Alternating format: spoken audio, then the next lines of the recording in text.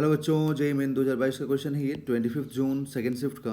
A proton, a neutron, an electron and an alpha particle have same energy if lambda P, lambda N, lambda E, lambda alpha are the de Broglie wavelengths of proton, neutron, electron and alpha particle respectively, then choose the correct relation from the following। देखिए यहाँ जो बोला गया ना, energy same बोला गया है, इस बात को जरूर ध्यान रखिए कि एनर्जी यहाँ पर सेम बोला गया आपसे। तो आप क्या करेंगे कि पहले de Broglie वेवलेंथ लिखेंगे। तो de Broglie वेवलेंथ क्या होता है, तो lambda is equal to H by P होता है। ओके, सो यहाँ पर काइनेटिक एनर्जी लिखते हैं हम लोग P square by two M, P square by two M.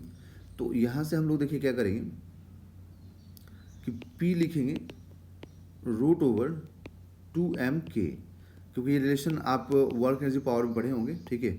और वहाँ से मतलब इसको यहाँ कन्वर्ट करेंगे हम लोग, क्योंकि एच बाई पी में जो P होता है वो मोमेंटम होता है ना, मोमेंटम होता है।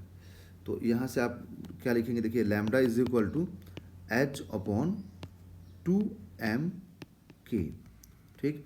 एनर्जी सेम बोला है तो इसका मतलब lambda inversely proportional to root over M हो गया। ओके, अब हम लोग मास का देखते हैं।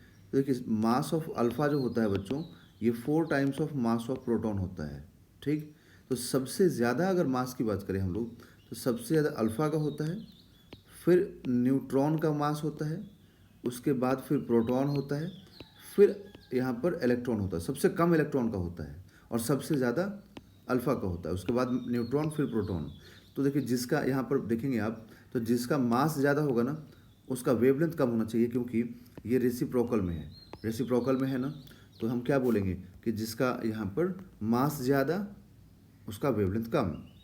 तो यहाँ पर होगा कि अल्फ़ा का वेवलेंथ सबसे कम होगा, फिर न्यूट्रॉन का होगा सबसे कम, न्यूट्रॉन का होगा, फिर उसके बाद से प्रोटॉन, फिर इलेक्ट्रॉन।